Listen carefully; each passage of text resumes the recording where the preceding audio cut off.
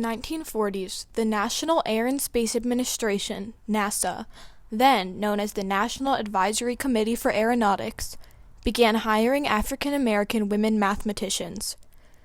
These women, known as the West Area Human Computers, had to work through sexism and racism in the workplace to break barriers at NASA.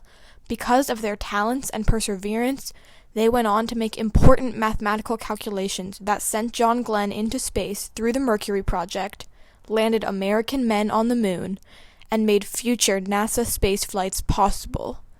Breaking barriers in space, NASA Langley's West Area Women. The NASA Langley Research Center in Hampton, Virginia, where many of these extraordinary women later went on to work, was founded in 1917. Its first female employee, Pearl Young, was hired in 1922, but NASA didn't begin hiring black women on a large scale until 2 decades later, after Executive Order 8802 was issued. This executive order was issued by President Franklin D. Roosevelt on June 25, 1941, and banned employment discrimination based on gender and race. The research center began hiring qualified African American women with degrees in math and science, one of the first being Miriam Mann in 1943. The director for center development and external affairs at Langley, the beloved and well-known around the company, Melvin Butler, published ads on college campuses and newspapers. One ad that was directed toward women stated, "Reduce your household duties. Women who are not afraid to roll up their sleeves and do jobs previously filled by men should call the Langley Memorial Aeronautical Laboratory." The women who decided to pursue careers at NASA broke barriers and defied social norms. Many of the women were talented, natural mathematicians. They were brilliant, as demonstrated by how advanced they were in school. Katherine Johnson was in 2nd grade by age 4 and graduated high school by age 14. Before she even began her work at NASA, Katherine was breaking barriers. She desegregated West Virginia University and became the first black woman to graduate from WVU at age 18 with a degree in mathematics. Other women like Mary Jackson, Dorothy Vaughan, and Christine Darden also graduated early with degrees in math, engineering, or science. Some of these women had positive experiences seeking out higher education, while others experienced prejudice. Though the African American women who began their work at NASA were great at mathematics and science, they were often left out of important meetings and projects and given less valuable tasks. While Roosevelt's executive order created jobs for African Americans, it didn't outlaw segregation. While the white women worked in the eastern part, black women like Katherine had to spend most of their time working only in the western part of the NASA Langley facility and use separate dining rooms and restrooms. Catherine Pedrew, a woman who graduated college majoring in chemistry, was an example of the prejudice that still existed. Pedrew was offered a job in NASA's chemistry division, but after administrators found out she was black, they rescinded their offer and transferred her to the segregated West area. In 1943, the Ann Wythe Hall was built as a residence for the white women human computers. The African American women were not allowed to live there. For many of these women, when their race wasn't a problem, their gender was. Work was not divided equally between the women and the men. They were underestimated. Many of the men believed the women couldn't be smart enough to work in the same office as them. Women with the same educational qualifications and background were given less important jobs. Katherine Johnson said that NASA had a pool of women mathematicians to do all the little stuff while the men did the thinking. I just happened to be working with guys, and when they had briefings on it, I asked permission to go. And they said, well, the girls don't usually go. Men became engineers and executives, while women were stuck in the same old jobs. Why is it that men have come here with the same degree I've come here with? They were immediately assigned to sections, which gave them an opportunity to work on their own projects and to write papers and move ahead. And I hadn't had a promotion the whole time I'd been here or anything. And it was very much a dead-end job. One woman, Mary Jackson, helped break barriers at NASA Langley by holding classes for the women at the center to help them expand their knowledge and try to get promotions. The women had to fight to break barriers based on race and gender.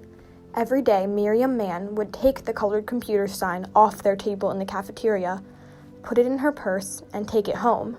And every day, a new sign would be put up, and she would take it. This continued until one day, the sign disappeared. Little acts like this made a big difference. In 1958, Katherine Johnson began working on the Space Task Force, a group that was previously all male and all white. She eventually went on to make important calculations by calculating the trajectory of the Mercury project. Other women helped make calculations for the Apollo 11 flight. NASA engineer Kazimierz Czarnecki helped break barriers by asking Mary Jackson to help his work in the supersonic pressure tunnel. Mary went on to be NASA Langley's first black female engineer. In the 1960s, President John F. Kennedy began to see the problems racism was causing in his country. He proposed the Civil Rights Act, which was eventually passed by President Lyndon B. Johnson in 1964. This act banned segregation in public places and reiterated the ban on employment discrimination based on race, sex, and religion. Many of the African American women at NASA, like Katherine Johnson and Mary Jackson, made important contributions to technical notes. Christine Darden worked on multiple private government projects and worked on wing design of airplanes. She became known as NASA's sonic boom expert.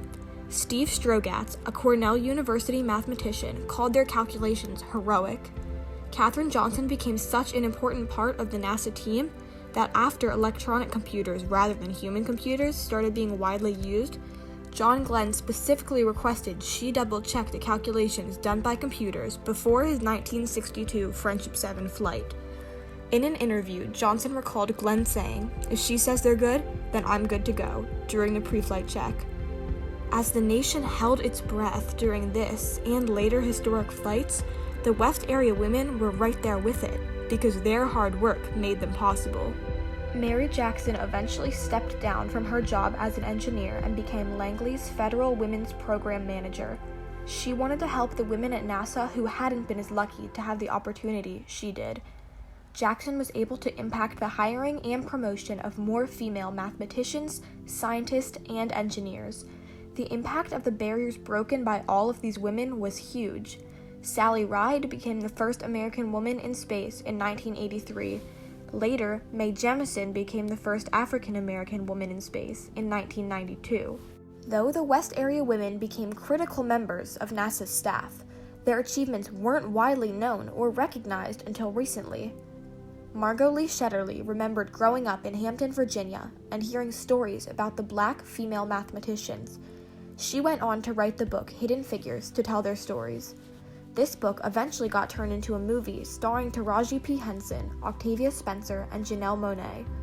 It was nominated for many awards, including Academy Awards, BET Awards, and NAACP Image Awards.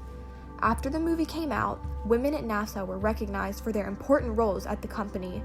At NASA centers all around the country, there were modern figures chosen to represent diversity and technical accomplishments at a special screening of the movie at the White House. Margot Lee Shetterly said that the women's work changed history, and their history changed our future. Katherine Johnson was awarded the Presidential Medal of Freedom in 2015 for charting new frontiers in humanity's exploration of space and creating new possibilities for all humankind.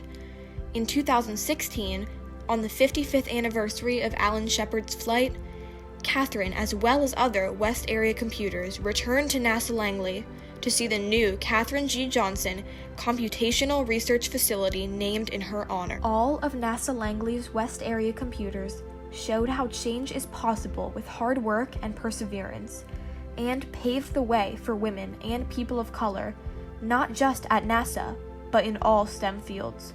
They proved that by using your intelligence, anyone can break barriers and make a difference.